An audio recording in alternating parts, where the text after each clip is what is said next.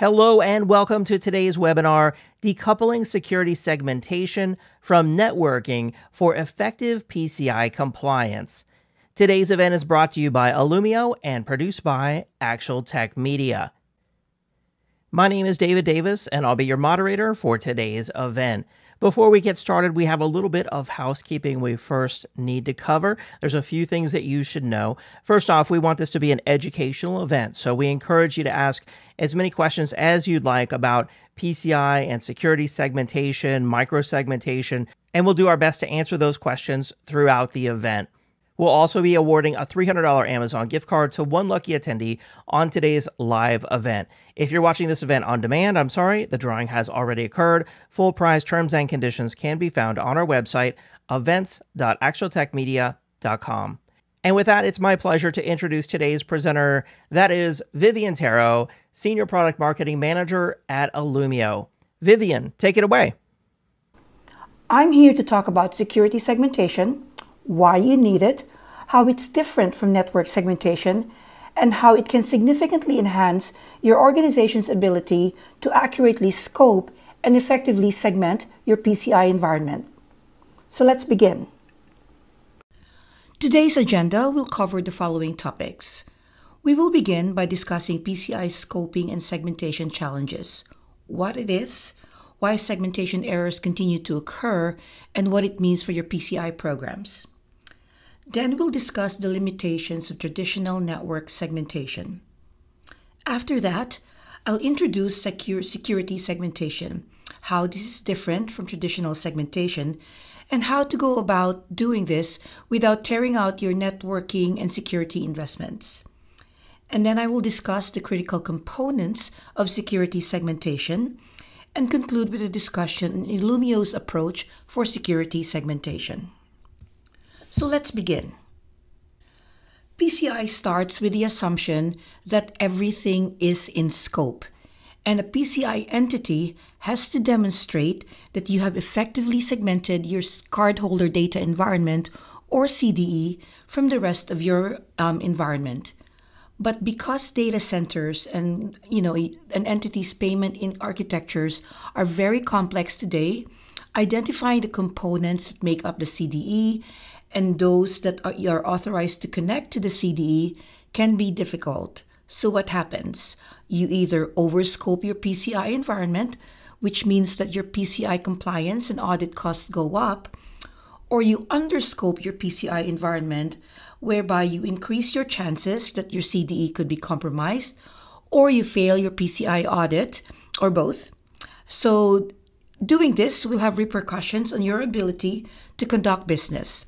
And since the ecosystem, the PCI ecosystem is a supply chain, your failure means that your partners also failed in their PCI breach, and your organization is potentially also in breach of any contractual obligations you may have with your PCI partners. So the PCI Card Industries Standards Council, or PCI SSC, published the guidance, Guidance PCI Scoping and Network Segmentation Information Supplement to help PCI-covered entities create and execute a scoping and segmentation architecture that works. You're all familiar with this guide, so I'll just do a quick recap of its tenets. You start on the left-hand side by identifying the components that make up your CDE. The next step is to identify the components that the industry refers to as connected systems or security impacting systems. And here are a few examples. Your NAGIA servers, your file servers, your patch management servers, time servers. These are core services, and they're good examples of a connected system component because they connect to the CDE, but then at the same time, they also serve applications and workloads that are not necessarily part of the CDE. Security services are what you would consider security impacting systems, and they would include things like your content security application. So according to the guidance, both the CDE and connected systems or security impacting systems are both in scope for PCI. So once you've identified the systems that you do not meet the categories as either a connected system or a computer security impacting system or part of the CDE, then you have your out-of-scope systems. And these are the things that, if you look at the bottom half of the screen, would fit these requirements. So the out-of-scope systems, they have to meet the 4 definitions that are outlined in the lower box. An important thing to note is if you have an out-of-scope system component that connects to a shared security service, for example, so this means that it has an indirect connection to the CDE, you need to be able to show that you have controls that would prevent an attacker from taking advantage of this connection as a potential attack pathway to the CDE. Otherwise, your segmentation pen test would fail. So, scoping guide is pretty straightforward, right? But in reality, we've been told by many customers and prospects that it's actually quite challenging to execute. The QSAs tell us that they continue to see segmentation errors. So I recently worked on a project where we partnered closely with QSAs to evaluate how Illumio Adaptive Security Platform can be used to help customers meet or support the 250 PCI controls. And we did this with Protivity. So in addition to that project, I also spent some time talking to a couple of our customers as well as their QSAs. Now, this is not an exhaustive list, but these are some of the 3 common segmentation errors that the QSAs see. The first one is a failure to properly define scope. There are many reasons why this happens. For example, your network diagram and data flow diagrams might be out of date. So network diagrams and data flow diagrams, they tend to be static documents. So if the organization does not have a solid change control asset management program, they might have missed a change in the new vendor, or that they have decommissioned a platform for a payment app. Couple of the components that make up the CDE. Another reason that this happens is related to what you call connected systems or security impacting systems. Here, the data centers, for example, had one of their back office applications like a fire server as a shared service between your online reservation system, which processes cardholder data, and one of the marketing applications. But during the scoping exercise, the entity did not include file servers as a connected system, and they failed to mark this as in scope for the PCI audit. Another, and the second one is around when the CDE is not properly segmented from the out-of-scope systems. So in this scenario, you have an out-of-scope system that's indirectly connected to the CDE via one of the connected systems or security impacting systems component. And the pen testers are able to demonstrate during their segmentation pen test that they could compromise an out-of-scope system component and then use this to connect and compromise one of the shared services and then eventually reach the CDE. So if I were to use the example in the previous scenario, this would mean like once a bad actor penetrates the network via phishing and socially engineering one of the employees, once the malware is inside, it finds an unsecure marketing application that also happens to be connected to the file server, which also happens to be, and the file server also happens to be connected to one of the payment apps. And so the bad actor uses this as their attack pathway to the CDE.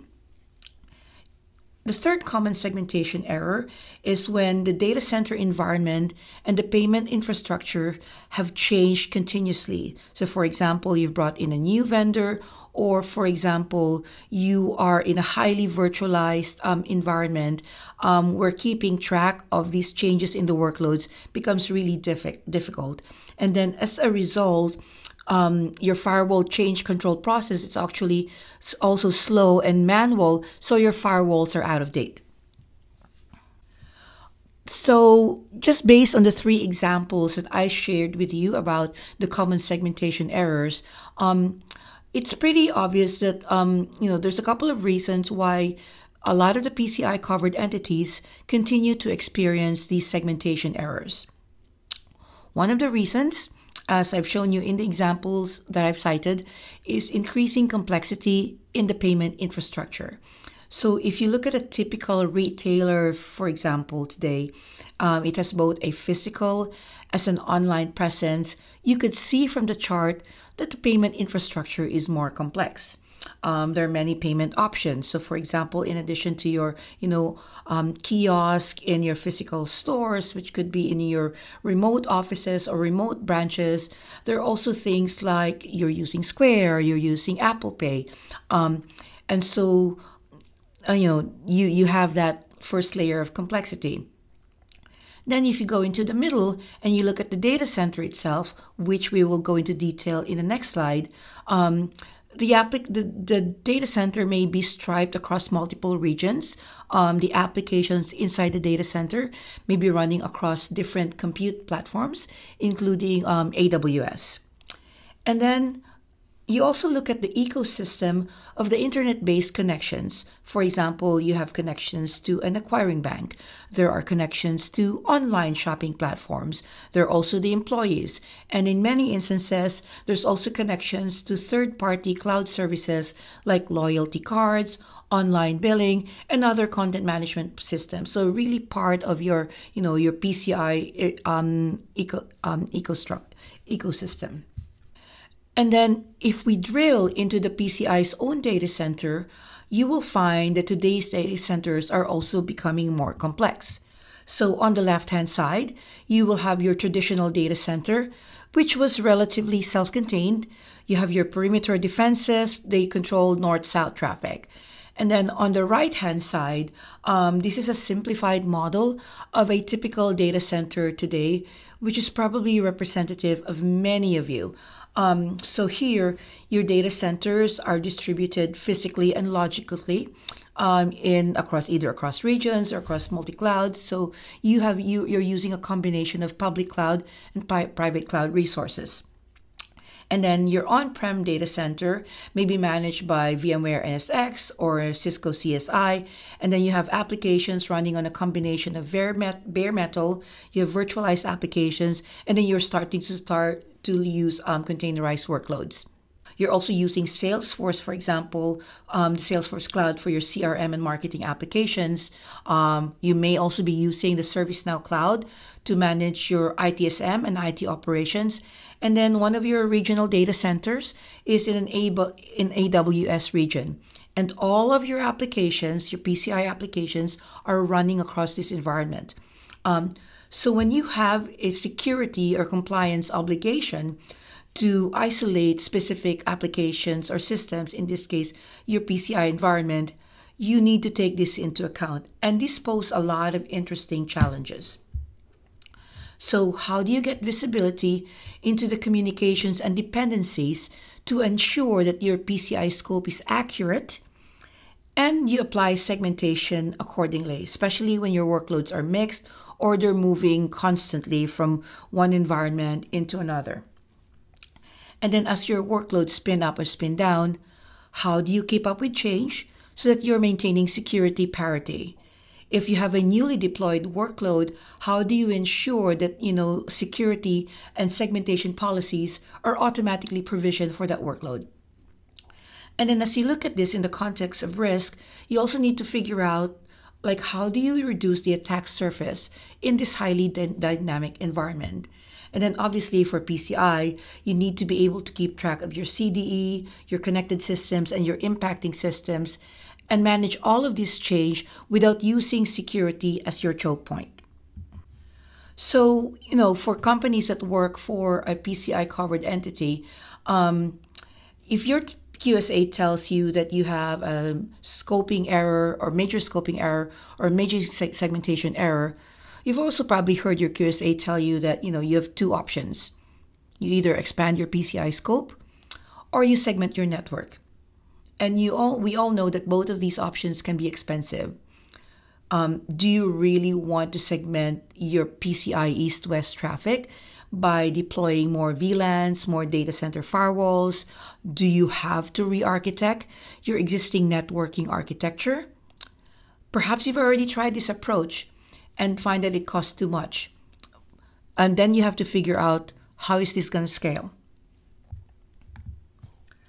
Now, in addition to mitigating the cost of your PCI compliance and audit program, you also have to think about how you can manage risk from a lateral movement attack because of a segmentation error. We're all familiar with the MITRE attack framework, so I'm just going to do a quick recap. So lateral movement is a tactic where bad actors, they target seemingly low-value systems, typically using a combination of spear phishing and socially engineering one of the employees so that, they're able to penetrate the network. And then they spread the malware laterally across the data center to find a route that would allow them to compromise your CDE. Once your malicious actor has reached your CDE, they exfiltrate the data. So this is a typically oversimplified diagram of a lateral movement attack. But what we've heard from our auditor, for QSAs, and from other customers is that this is an overarching pattern that they find again and again. Lateral movement is popular because it turns out that 73 to 75% of all global data center traffic is internal, and many organizations continue to have flat networks. So once a bad actor is able to penetrate the perimeter defenses, they have free rein to explore and do some damage. So creating and securing micro perimeters is an effective approach for mitigating your risk from a lateral movement attack. As I've mentioned in previous slides, your QSAs will often tell you that in order to address your PCI segmentation failure, you need to do more granular segmentation of your east-west traffic. And typically, the initial reaction is to look at your networking environment, your investments in networking security, and see if you could, use your traditional segmentation methods to do more fine-grained east-west segmentation. So the typical approaches to security segmentation fall into two buckets. You have the traditional network-based segmentation, where you're using routers, switches, and firewalls to filter traffic and create security zones. This is a static approach. And then there is the software networking defined segmentation, or SDN, where the network control plane is separated from the forwarding plane, therefore allowing it to be more dynamic and agile. Now, both of these approaches are really good for improving the speed of moving data and transactions. But these approaches have their inherent limitations if you're looking at security segmentation and supporting PCI use cases. So let me summarize a couple of these limitations. One of which is you need multiple administration points. Then you have policies that need to be tied to IP addresses, and who wants to keep track of that?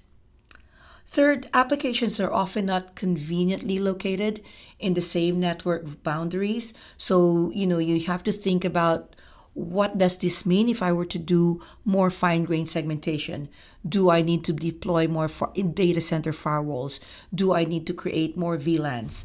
And then you also have to think about, the segmentation capabilities across your different devices. So if you think of this, your challenge in segmentation, and looking at this in the context of your security segmentation needs, it can become really complicated. And then the other thing too is you have to think about, do you have visibility into your connections and flows so that when you do your fine-grained segmentation, you can actually build and test and see if you're not breaking any applications, especially in production, before you go into full enforcement. So while SDN and networking solutions provide a level of automation that really help manage and deploy the network, the visibility issue I just discussed prevents the automation, so that you're able to leverage policies across your network devices. And a lot of these limitations result in some unintended consequences. First, you increase your risk of your network and your applications failing due to inaccurate scope and policies. Secondly, your network is more fragile and therefore hard to manage. And then lastly, you're not as agile as you want to be because you're afraid of failing or breaking an application. So what we've found with customers is that when their data center and their payment infrastructure becomes more complex, more heterogeneous, they're using multi-cloud architectures, their security objectives as it pertains to east-west traffic, specifically for PCI compliance and for mitigating lateral movement attacks, also evolve. You want to be able to secure your microperimeters, but at the same time, you want to make sure that you're accurately scoping and segmenting your PCI environment so that you're mitigating your risk from lateral movement attacks and failing your PCI audit. You want to be able to maintain your network latency and speed while you're doing this and make it easier to manage. And you also want to be more agile. So with Illumio, we propose that if you decouple your network architecture from your security segmentation, you'll actually be able to optimize and reap the benefits of the network speed and application performance from your flat networks. But at the same time, you're able to segment your PCI east-west traffic. So in the next section, I'm going to build the argument of the benefits of decoupling security from your networking architecture. The key thing to remember with this approach is, you still be able to, reap the benefits of speed of your network, but then at the same time, with security segmentation, especially in compute environments, you free yourself up from dealing with VLANs, subnets, addresses, firewall rules, and the order of firewall rules, but then you're also able to do more fine-grained security. So what is security segmentation, and how is this different from network-based segmentation and data center firewalls? Now, security segmentation focuses on east-west traffic in your environment. It's not meant to replace your perimeter security. Security segmentation will focus on isolating and segmenting your processes, your workloads, your applications, your application tiers, or your entire environment so that you're able to control communications in and out of that segment so that you can disrupt your east-west lateral movement and also meet your PCI compliance obligations to isolate, your PCI environment. Then at the same time, you're also able to contain the attack surface and area of compromise. So in the case of a breach, you actually reduce your attack surface or your blast radius. So with security segmentation, you improve your ability to scope your PCI environment. And since you have the ability to adjust segmentation granularity and dynamically adjust more rules, your segmentation is more effective. If you do this right, you effectively enhance the posture of your PCI program, and then you're also mitigating your risk from lateral movement attacks. Now, as I started this presentation, I talked about how segmentation is hard. And it is hard because networking and segmentation desire opposite outcomes, and we're asking them to coexist. We build networks so that they are fast, they're resilient, they're flexible. The IP protocol was designed to offer seamless connectivity even in the face of multiple network outages. When we use the network to segment, we're working against its natural tendencies and have to build inspection and enforcement points into the data path. And then the more control we want, the more intrusions we must create, the more choke points we are creating. Networks are designed for resiliency and performance, basically connecting things. Security segmentation is all about isolating things. As I mentioned, these are two opposing ideas.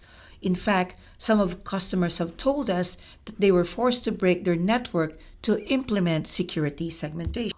What if you decouple security segmentation from networking? Traditionally, networking has been utilized to enable security segmentation, but trying to segment east-west traffic, automating this process, and managing this at scale remains a challenge for many companies, which is one of the primary reasons why many companies still have flat networks. So really what our organizations need is an architectural shift. Here, you decouple segmentation from networking so that networking will focus on forwarding packets where they need to go, and then security segmentation will focus on controlling east-west traffic only to the legitimate connections down to the process level. And they're able to do this by pushing segmentation rules at the host. Vivian, great webinar, great information there on segmentation and PCI compliance. That's all the content we have for today, but now we do have a prize announcement to give away. It's a $300 Amazon gift card that is going out to George Pita from Texas. Congratulations, George Pita from Texas. We'll contact you to deliver your gift card. I want to thank everyone for joining us on today's webinar, sponsored by Illumio. For more information, visit illumio.com. Give the Illumio microsegmentation solution a try and get illuminated for yourself. That's where you get visibility into your network traffic. I've done it myself, and I can tell you I learned a lot. Very cool solution there. I think that you'll see it the same way that I did, or I believe you will. So make sure you check it out, illumio.com. Thank you, everyone, for joining us on today's event. For future events, visit events.actualtechmedia.com. Have a great day.